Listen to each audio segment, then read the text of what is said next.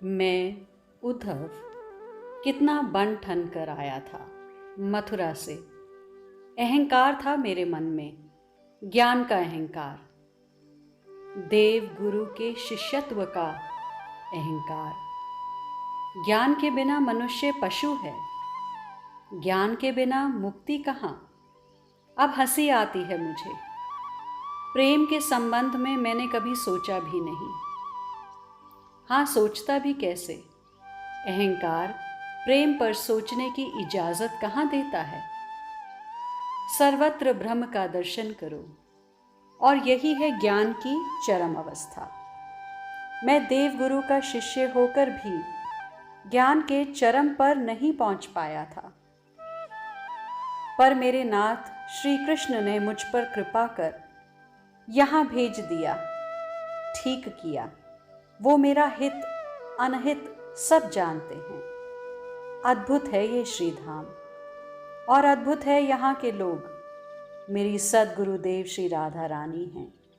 हाँ, मैंने कल से ही उन्हें अपनी गुरु मान लिया है, और देवगुरु भी मेरे इस निर्णय से प्रसन्न ही होंगे। उन्हें भी कहाँ प्राप्त हुए होंगे ये चारों चरण। श्री राधा रानी के पीछे पीछे चल रहे हैं उद्धव, उनके बन रहे चरण चिन्हों को बचाते हुए चल रहे हैं। मेरे ऊपर कृपा की है मेरी गुरुदेव श्री राधा रानी ने। मुझे संपूर्ण ब्रज भूमि के दर्शन करने हैं अब। पर उद्धव, एक दो दिन में ये संभव नहीं है। संपूर्ण ब्रज की लीला स्थली का दर्शन करना है तो कुछ मास यहीं वास करना पड़ेगा। मेरी श्री राधा रानी ने पीछे मुड़कर मुझसे कहा था। अब मुझे कोई जल्दी नहीं है। मुझे जो पाना था उसे मैंने पा लिया।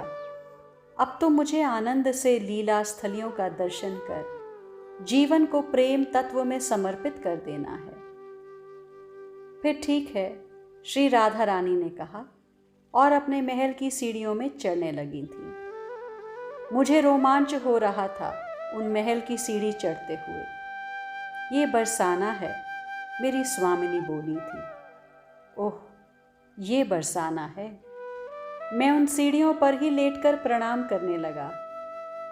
यहाँ के कण कण से राधा राधा राधा यही नाम गूंज रहा था। हे वज्रनाभ, उद्धव बरसाना आ गए थे।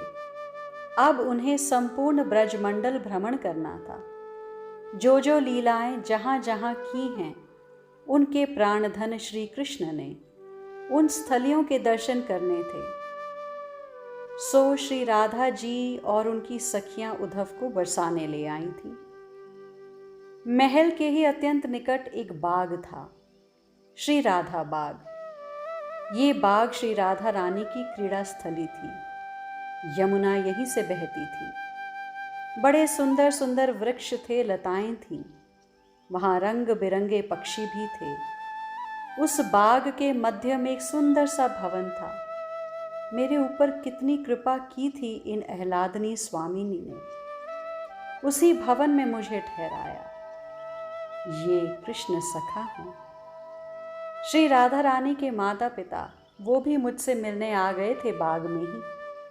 तब मेरा परिचय दिया था श्री जी ने। मैंने उठकर उनके चरण छूने चाहे, पर कहाँ मुझे चरण छूने देते। उन्होंने मुझे उठाकर अपने हृदय से लगा लिया था। श्री वृषभानु जी ने, बिल्कुल कन्हाई जैसा है ना, माँ कीर्ति रानी का कहना था। अब आएगा कन्हाई, आएगा ना। कीर्ति रानी भावुक हो गई थी। बेचारे नंदराय, बेचारी यशोदा जी, उनका दुख अब हमसे देखा नहीं जाता। दिन भर बस रोती रहती हैं, माखन ही निकालती रहती हैं, कहती हैं मेरा कन्हाई आएगा। कीर्ति रानी ये सब कह रही थी कि तभी श्री राधा रानी के सुबुकने की आवाज़ पर सब शांत हो गए थे। धीरे से बोली कीर्ति रानी, हे कृष्ण सखा, किसके दुख को गाऊं। घर में हमारी लाली दिन भर रोती रहती है, उन्माद चढ़ा रहता है। पर श्री राधा रानी को सामने देखते ही कीर्ति रानी चुप हो गईं। थक गए होंगे कृष्ण सखे, ये भोजन है, कुछ खाकर सो जाओ। ललिता सखी भोजन ले आई थी। वृषभानु जी ने भोजन करके विश्राम करने को कहा। उद्धव से विदा लेकर महल में चले गए थे। श्री राधा रानी के साथ अष्ट सखियां भी थीं। उन्होंने भोजन कराया उद्धव को। श्री राधा रानी देखती रहीं। हाथ धुलाकर सखियां जाने लगीं। तो श्री राधा रानी ने कहा, उद्धव, यही बरसाना है। मैं जब नंदगांव नहीं जाती थी तो वो यहाँ आ जाते थे। उधर देखो, उस यमुना के घाट पर नित्य शाम को हम मिलते थे। वो देखो, सांकरी खोर। मैंने बहुत जिद की थी कि मैं माखन बेचने जाऊंगी।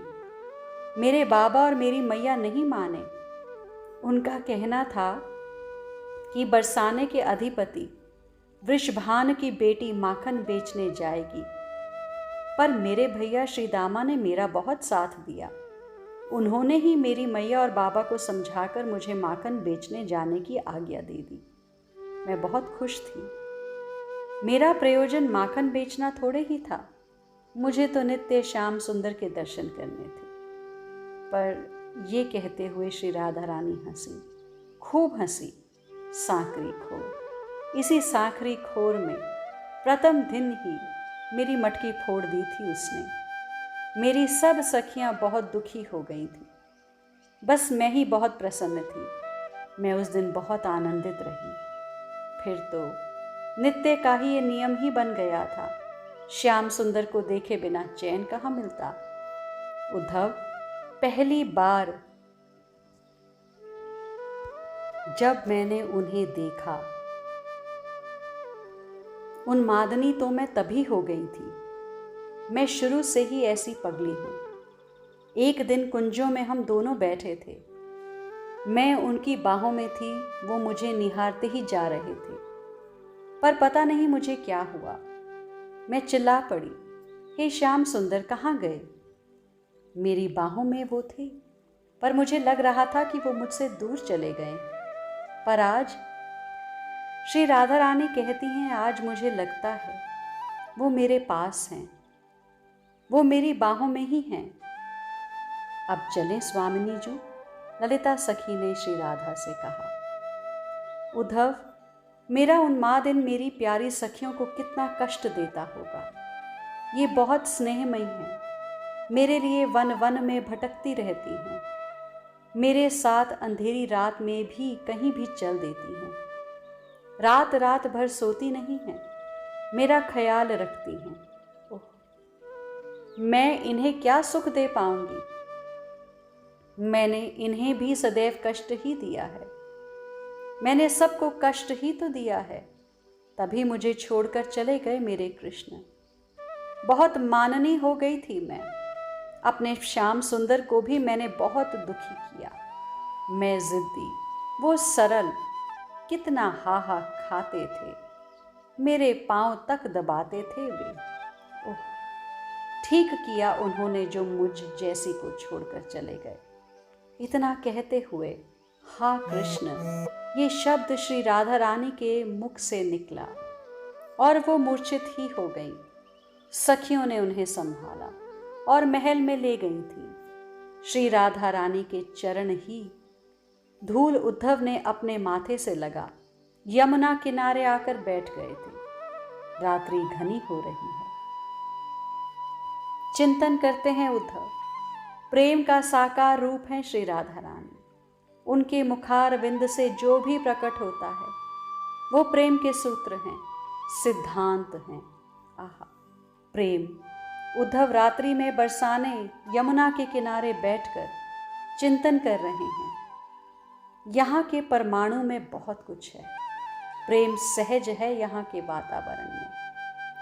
संयोग में वियोग और वियोग में संयोग, ये अनुभूति प्रेम की है।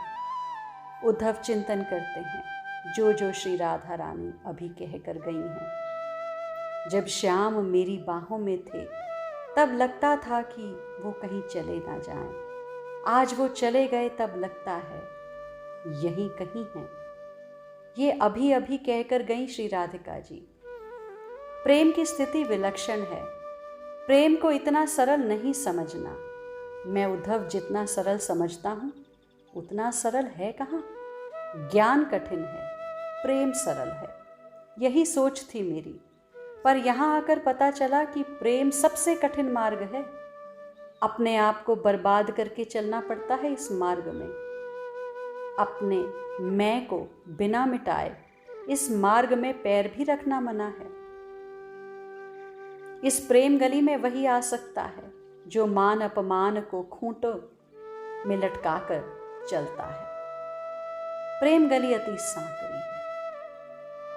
यमुना बह रही है, यमुना नहीं।